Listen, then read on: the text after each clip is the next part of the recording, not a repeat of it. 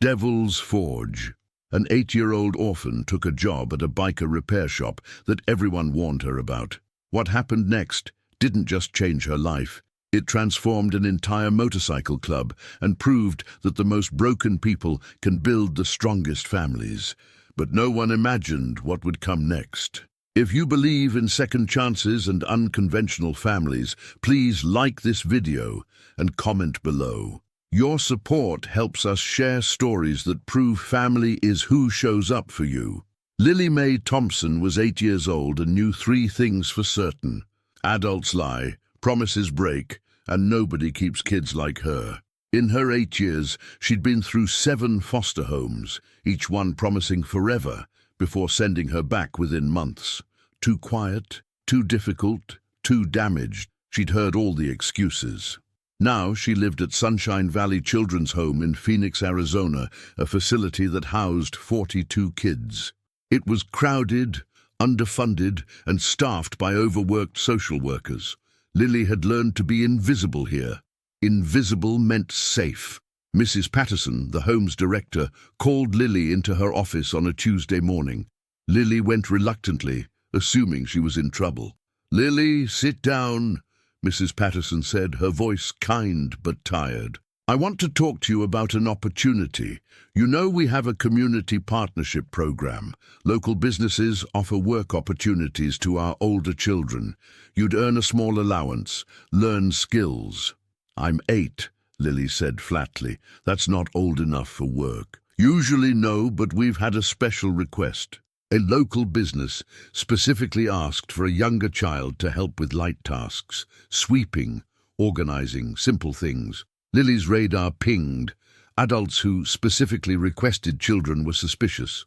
"What kind of business?" "A motorcycle repair shop, Devil's Forge. The owner is Marcus Caldwell. He's a member of the Nomads Motorcycle Club." Lily had seen motorcycles around Phoenix, loud, intimidating, ridden by men covered in leather and tattoos. The other kids said bikers were dangerous. "You want me to work for a biker gang?" "It's not a gang, it's a club. Mr. Caldwell has been vetted and background checked. 3 afternoons a week after school. You'd earn $20 a week. $20 a week. $80 a month. Lily could buy books, new shoes. She could save money. What if I say no? Then we find another child. But Lily, you're smart and capable. This could be good for you." "Fine, I'll try it." The next afternoon, Lily sat in a van driven by Todd, one of Sunshine Valley's drivers. They drove through Phoenix's industrial district to Devil's Forge, a large garage with bay doors and a hand-painted sign featuring flames and a motorcycle. 6 bikes were parked outside. Men in leather vests moved around the garage, working on motorcycles. "This is it," Todd said. "You sure about this, kid? These biker dudes look rough." "I'm sure," Lily said, though she wasn't. She grabbed her backpack and climbed out. As she approached the garage, several men looked up. They were intimidating, big, tattooed, wearing leather vests with patches that said, "Nomads MC." One had a beard down to his chest, another had scars across his face, a third had a prosthetic arm. "You must be Lily," a voice said. An older man approached, maybe 50, with grey in his hair and beard, arms covered in faded tattoos. His eyes were kind. "I'm Marcus. People call me Wrench. You're right on time." Lily nodded, not trusting her voice. "Come on, I'll show you around." Wrench gestured for her to follow. "Boys, this is Lily. She's going to be helping out. Lily, these are my brothers, Bear, Snake, Doc, Razor." The men nodded. Bear gave a small wave. Snake smiled. Doc said, "Welcome aboard, kid." Razor just watched her cautiously. "Your job is simple," Wrench explained. "We work on bikes all day, which means this place gets messy. Your job is to help keep it organized. Sweep the floors, put tools back, keep the workspace clean. Think you can handle that?" "Yes, sir," Lily said quietly. "Just Wrench is fine. We're not big on formality." He showed her where the broom was, where tools belonged. "Work at your own pace. If you need help, ask. If anyone makes you uncomfortable, tell me immediately. Got it?" "Got it." "Good. And we've got a fridge with drinks and snacks over there. Help yourself whenever you want." Lily stared at him, searching for the catch. Adults didn't offer things without expecting something in return, but Wrench just smiled and went back to work. She grabbed the broom and began sweeping. The garage was huge, covered in oil stains and metal shavings. As she worked, she observed the men. They talked easily, teasing, joking, occasionally arguing about fixing things. They swore a lot, but also laughed a lot. "Lily, you want some water?" Bear called after 30 minutes. "I have some," Lily said. "How about a Coke or juice?" "I'm okay, thank you." Bear exchanged a glance with Wrench, who just shrugged. At 5:30, Todd returned. Lily had swept the entire garage floor, organized 3 tool benches, and put away dozens of tools. Wrench walked her to the van. "You did good work today, Lily, real good. See you Thursday." "Yes, sir, I mean Wrench." "Good. Hey, Lily, one more thing. You're safe here. I know you don't believe that yet, but you will. This is a good place. We're good people. You'll see." Lily didn't respond. She'd heard that promise 7 times before in 7 different foster homes. She climbed into the van and didn't look back. Lily returned to Devil's Forge on Thursday, then Monday. Each time, she swept, organized, and stayed quiet, while the nomads worked on motorcycles. After the first week, Wrench approached her. "You're doing great, but do you know anything about tools? Like what they're called?" Lily shook her head. "Want to learn?" She hesitated, then nodded. For the next hour, Wrench taught her. This is a socket wrench. This is a torque wrench. This is a hex key. Lily absorbed the information like a sponge. By the end, she could identify 20 different tools. "You're a quick learner," Wrench said, impressed. "How's school going?" "Fine," Lily said automatically. "You like it?" Lily shrugged. School was school. She was good at it but didn't have friends. "What do you like to read?" Wrench asked, noticing the library book in her backpack. "Adventure books, fantasy, anything with magic." "Yeah? Why's that?" "Because in those books, orphans always turn out to be secretly special. They discover they have powers, or they're the chosen one. It's stupid, but it's nice to pretend." Wrench's expression softened. "It's not stupid. Everyone needs to believe they're special sometimes. You know what I think? I think you are special. You're smart, you work hard, you don't complain. That's rare." Lily didn't know how to respond, so she didn't. She went back to sweeping. Over the following weeks, a routine developed. Lily would arrive at 3:30, work until 5:30, learning more about tools and motorcycles. The nomads gradually included her in conversations, asking her opinion on paint colors, letting her help with simple tasks. Bear started bringing her snacks, homemade cookies, fruit, sandwiches. "My old lady makes too much. Help us eat it." Doc taught her about motorcycle engines, explaining how combustion worked. Lily found it fascinating. Snake, despite his scary appearance, was the gentlest. He noticed when Lily was tired and would suggest breaks. He'd lost a daughter to leukemia 5 years ago and recognized trauma in children. Razor was the holdout, watching Lily with suspicion. Wrench explained that Razor had been abused as a kid and didn't trust easily. Give him time, he'll come around. One Thursday in October, Lily arrived to find the garage decorated with balloons and a cake on the break table. She froze, immediately suspicious. "What's this?" she asked warily. "It's for you," Wrench said. "Mrs. Patterson told me your birthday was last week. You turned 8, right? We wanted to celebrate." "I'm already 8. My birthday was in April." Wrench consulted a paper. Must have gotten the dates wrong. "Oh well, cake's cake. Come on, kid." It was a chocolate cake with vanilla frosting.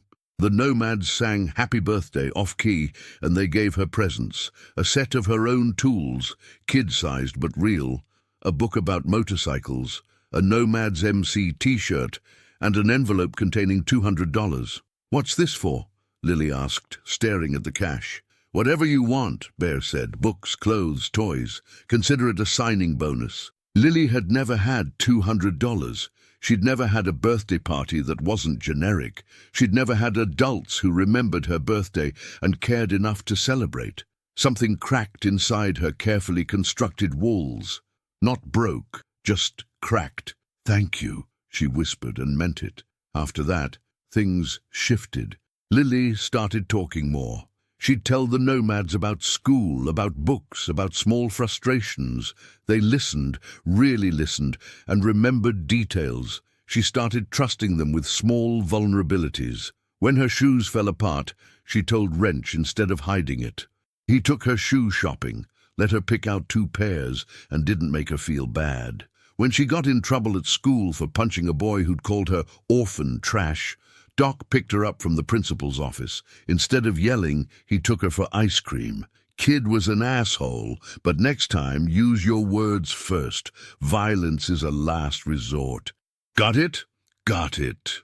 The nomads were teaching her things foster homes never had, not just about motorcycles, but about respect, loyalty, how to handle anger, how to ask for help.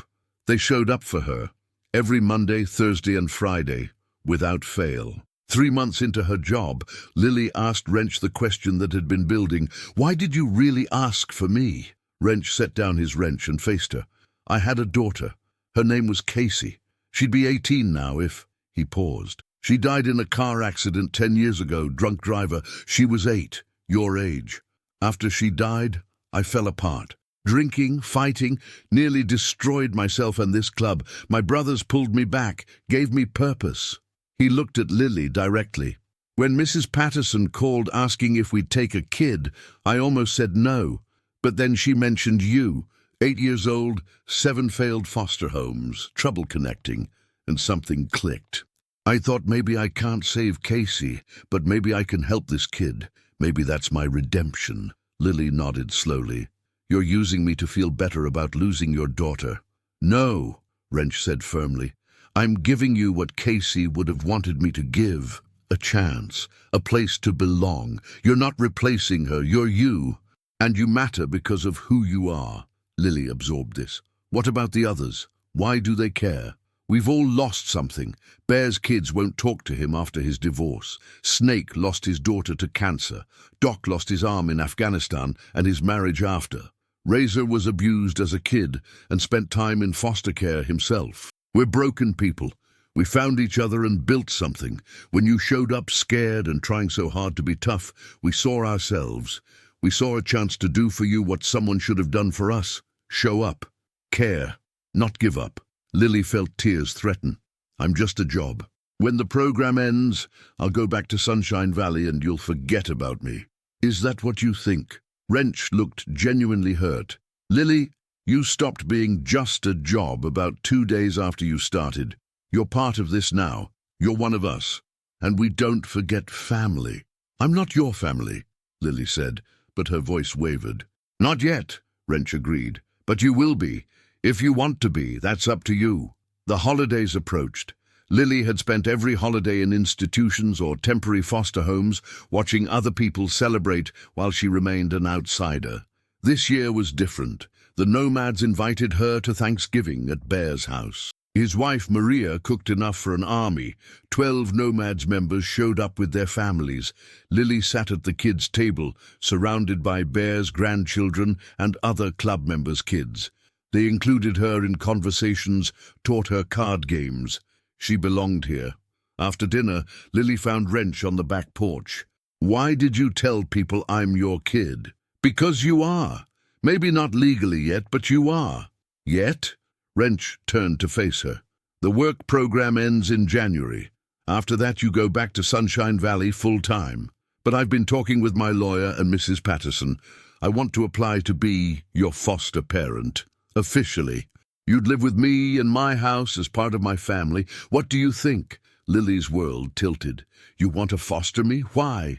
7 families couldn't handle me. 7 families didn't deserve you, Wrench corrected. And you're not damaged. You're hurt. There's a difference. Hurt heals with the right care. I want to give you that care. I want to be your dad. Would you want that? Lily couldn't speak. She nodded, tears finally falling. Wrench pulled her into a hug, the first real hug she'd had in years. Then we'll make it happen. It'll take time. Paperwork, home studies, interviews. But I'm not going anywhere. Neither are you. The process took months. Social workers visited Wrench's house. They interviewed him extensively about his past, his finances, his support system. They interviewed the other nomads. They interviewed Lily about what she wanted. "Do you feel safe with Mr. Caldwell?" the social worker asked. "Yes." "Do you want to live with him?" "Yes." "Why?" "Because he shows up. Because he doesn't lie. Because he teaches me things and doesn't get mad when I make mistakes. Because when I'm with him and the nomads, I'm not just a case file, I'm Lily, and that matters." In March, 5 months after Lily first walked into Devil's Forge, the judge approved Wrench as her foster parent. It would be a trial period, 6 months with regular check-ins, but unless something went wrong, Lily had a home. Wrench picked her up from Sunshine Valley on a Saturday morning, her belongings fitting in 2 cardboard boxes. Mrs. Patterson hugged her goodbye. "You got lucky, Lily. These are good people. Don't mess it up." "I won't," Lily promised. Wrench's house was small but comfortable. He'd converted his daughter's old room into Lily's room. Fresh paint, new furniture, shelves for books, posters on the walls. "We can change anything you don't like." "It's perfect," Lily said, and meant it. That first night, Wrench made spaghetti, the only thing he knew how to cook. They ate at the kitchen table, and it felt surreal. "Rules," Wrench said after dinner. 1, school comes first. 2, honesty always. If you mess up, tell me. 3, you're allowed to have feelings. Mad, sad, scared, whatever. 4, the garage is still your space. The nomads are still your uncles. 5, this is your home, not temporary, not conditional. Your home, got it? Got it. Good. Now your birthday is actually in April, right? What do you want to do for it? For the first time in her 8 years, Lily had someone asking what she wanted. "Can we have a party at the garage with the nomads?" "Absolutely. Best idea ever." Over the following months, Lily adjusted to living with Wrench.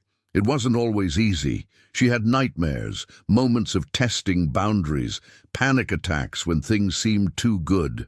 But Wrench was patient. He didn't yell when she acted out. He didn't give up when she pushed away. He just showed up every day, steady and present. The nomads became her family. Bear taught her to cook. Doc helped with homework. Snake took her to the library. Razor, who'd finally warmed up, taught her chess. They attended her school events and made sure she knew she was loved. 6 months into the foster placement, the social worker did her final evaluation. "This is one of the most successful placements I've seen. Lily's thriving. I'm recommending we move forward with adoption proceedings." "I'm interested," Wrench said immediately. The adoption was finalized on Lily's 9th birthday, April 15th, a year and a day after she'd first walked into Devil's Forge. The judge signed the papers making her legally Lily Mae Caldwell, daughter of Marcus Caldwell. The party at the garage was massive. 50 club members showed up. There was barbecue, cake, music, and presents. Lily wore her Nomads t-shirt proudly. "Speech!" someone yelled. Lily climbed onto a workbench. "A year ago, I thought I'd be in the system forever, but then I got sent to work here, and everything changed. You didn't see a broken foster kid. You saw me. You taught me that family isn't about blood. It's about who shows up, who cares, who doesn't give up. Thank you for being my family. I'm never going to forget this." The garage erupted in cheers. Wrench hugged his daughter, and for the first time since Casey died, his heart felt whole. Lily Mae Caldwell had finally found her forever family. And the nomads had found their redemption, proof that broken people could heal each other, that love came in unexpected forms, and that sometimes the most unlikely families were the strongest ones. Life, as Lily Mae Caldwell, took adjustment. For 9 years, she'd lived with the certainty that nothing was permanent. Now everything was supposed to be permanent, and that terrified her. The nightmares came frequently those first months. She'd wake up screaming, convinced she was back at Sunshine Valley. Wrench would appear within seconds, turning on the light, sitting on her bed until she calmed down. "I'm here," he'd say every time. "You're home. You're safe. I'm not going anywhere." Sometimes she'd test him, acting out at school, breaking rules, pushing boundaries to see when he'd crack. But Wrench never cracked. He set consequences for bad behavior, but never threatened to give up on her. School was another challenge. Kids knew she'd been adopted by that biker guy, and opinions were split. Some thought it was cool. Others said her dad was probably a criminal. When a boy named Tyler started a rumor that Wrench sold drugs, Lily punched him in the cafeteria. The principal called Wrench. Lily sat in the office, waiting for the lecture about how she'd embarrassed him, how maybe this wasn't working out. Wrench arrived in his work clothes, grease-stained jeans, nomad's vest. The principal, Mrs. Henderson, looked uncomfortable. Mr. Caldwell, Lily punched another student. This is her second incident. We have a zero-tolerance policy for violence. What did the other kid do? Wrench asked. Excuse me. What did he do to make Lily punch him? Because my daughter doesn't throw punches for no reason. He made comments about your profession, so he was bullying her about her family, and she defended herself. Wrench turned to Lily. Was it worth it? Lily shrugged. He's been saying stuff for weeks. I told teachers, they don't do anything. I appreciate you defending me. But you can't punch everyone who talks trash. You'll spend your whole life fighting. He turned to Mrs. Henderson. What's the punishment? 3-day suspension. Fair enough. Lily apologized to Mrs. Henderson. I'm sorry, Lily mumbled. And you'll write an apology letter to Tyler. Not for defending yourself, but for handling it with violence instead of words. In the truck ride home, Wrench was quiet until they pulled into the driveway. Casey used to say, being tough doesn't mean hitting first. It means not needing to hit at all because you're so confident in who you are that other people's opinions don't matter. Oh, she was smarter than me. I just wanted them to stop talking about you like you're bad. I know, and I love that you want to protect me, but I'm a grown man. I can handle people's opinions. Let me worry about me. You worry about being a kid. Deal? Deal. The suspension became a turning point. During those 3 days home, Wrench took Lily to the garage and taught her advanced mechanical skills. They worked on an engine rebuild together. You're a natural at this, Wrench said as Lily successfully reassembled a carburetor. You could be a mechanic someday if you wanted, or an engineer, or whatever you want. Point is, you're smart and capable. Don't waste that on punching idiots. When Lily returned to school, Tyler approached nervously. My mom made me apologize. So sorry for saying stuff about your dad. But also, I saw the picture you drew in art class. Of you and your dad working on a motorcycle. It was really good. You looked happy. I was jealous because my dad's never around, so I said mean things. Sorry. Lily studied him, seeing past the bully to the hurt kid. My dad says hurt people hurt people. I get it. We're good. Tyler nodded, relief obvious. And Lily learned that sometimes understanding someone's pain was more powerful than fighting them. 4th grade ended with Lily on the honor roll. Bear threw her a celebration dinner, the whole Nomad's family showing up. Maria made enchiladas and presented Lily with a custom leather jacket, child-sized soft brown leather, with Nomad's princess embroidered on the back. You're one of us, Bear said. Official now.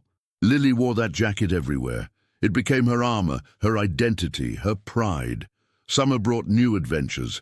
Wrench taught her to ride a dirt bike. The club organized camping trips where Lily learned to fish and start fires. Snake taught her woodworking. Doc taught her first aid. Razor taught her chess strategy. But the biggest change came in August when Wrench sat Lily down. I've been thinking about something. The house is fine, but it's small. You're growing. I've been looking at houses. Found one I like. 3 bedrooms, big garage, fenced yard. But it's our decision, not just mine. This is your home too. Do you want to look at it with me? Lily had never been asked her opinion on where she lived. You're asking me? Of course, we're a team. We make big decisions together. They looked at the house that weekend, a modest ranch-style home in a quiet neighborhood. It had a huge backyard and a bedroom with windows overlooking trees. What do you think? Wrench asked. Can I paint my room? Any color you want. Can we get a dog? Absolutely. Then yes, let's do it. They moved in October. The Nomads helped load trucks and assemble furniture. Lily's room became her sanctuary. Walls painted teal, shelves for books, a desk for homework. 2 weeks after moving in, they went to the animal shelter. Lily fell in love with a German Shepherd mix named Duke. He was big, goofy, and protective. "He's the one," Lily declared. Duke came home that day, immediately attaching himself to Lily. He slept in her room and walked with her to the bus stop. He was her constant companion. 5th grade brought new challenges. Lily was excelling academically but struggling socially. She was different from other kids. She had a biker dad, she worked at a motorcycle shop, she wore a leather jacket with club patches. "You've got friends at the garage," Wrench said. "That's enough. But I want friends at school too, normal friends." "Then find them. But don't change who you are to fit in. Real friends accept you as you are." In November, a new girl arrived. Emma Rodriguez. She'd just moved from California, knew nobody, and looked uncomfortable. When some boys teased Emma about her accent during lunch, Lily intervened. "Leave her alone. Why, you gonna punch us like you did Tyler?" "No, but Tyler learned his lesson, and if you're smart, you'll learn it faster." The boys backed off. Emma looked at Lily gratefully. "Thanks. I'm Emma. Lily, you want to sit with me?" They became inseparable. Emma loved that Lily's life was different. She thought the motorcycle shop was the coolest thing ever. Wrench approved after meeting Emma and her parents, Miguel and Sofia Rodriguez, who owned a bakery downtown. Emma started spending weekends at Lily's house and became comfortable at Devil's Forge. "Honorary member," Bear declared. Having Emma changed everything. She finally had someone at school who understood her, defended her, celebrated her differences. They were both outsiders and built their own world together. But happiness attracted attention. In January, a social worker appeared at Devil's Forge unannounced. Ms. Thornton conducting random home checks on adoptive placements. Ms. Thornton looked at Devil's Forge with obvious distaste. Wrench, covered in grease and wearing his vest, must have confirmed every stereotype. "Mr. Caldwell, I'm here for a home inspection. Where's Lily?" "At school, where she should be at 2 p.m. on a Tuesday. I need to see your home and interview Lily." "You're welcome to do that. But you'll make an appointment first. You can't just show up and demand access." "I have the legal right, and I have the legal right to refuse unscheduled inspections. Call my lawyer, schedule a time, and we'll accommodate you." Miss Thornton's face flushed. "I've read your file. Criminal record, motorcycle club affiliation. I'm here to ensure Lily's welfare. My record is minor charges from 30 years ago. My club is legal, but sure, come do your inspection. You'll find a happy, healthy, thriving kid." The inspection happened 3 days later. Ms. Thornton walked through their home with a clipboard. She interviewed Lily at length. "I love my dad," Lily said firmly. "I love my home, I love my life, and I don't appreciate you trying to find problems where there aren't any." Ms. Thornton interviewed Lily's teachers, who raved about her progress. She interviewed Emma's parents, who spoke highly of Wrench. She even interviewed several Nomads members. 2 weeks later, Mrs. Thornton filed her report. "Lily Caldwell is thriving in her adoptive home. Marcus Caldwell has provided a stable, loving environment. This placement is successful and should continue without further interference." Wrench framed the report and hung it in the garage. Proof that you can't judge people by their patches. The incident strengthened Lily's sense of belonging. She was loved, she was wanted, she was home. Middle school loomed in the fall, 6th grade at Roosevelt Middle. Lily was nervous but excited. Emma would be there, and they'd coordinated schedules. Summer before 6th grade, Wrench expanded Lily's responsibilities at Devil's Forge. She wasn't just sweeping anymore. She was helping with actual repairs, working alongside Nomads members on customer bikes. "You're good with people," Wrench observed, after Lily charmed a difficult customer. "Better than me. I'm too blunt. You've got people skills." "I learned from watching you," Lily said.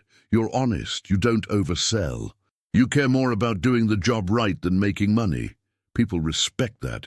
When did you get so wise?" "I've always been wise, you just started listening." Wrench laughed, pulling her into a side hug. "Yeah, you're right." For her 11th birthday in April, the Nomads threw a massive party at the new house. 50 people showed up, club members, their families, Emma and her family, Lily's teachers, even Mrs. Patterson from Sunshine Valley. Bear presented Lily with a custom motorcycle helmet, pink and black with flames, for when you're old enough to ride, which won't be for several years. "I'm getting ideas," Lily grinned. Doc gave her a leather-bound journal. "For writing down your story. You've got a hell of a story, kid." Snake gave her a hand-carved wooden box with her name engraved. "For keeping your treasures." Razor gave her a chess set made of motorcycle parts.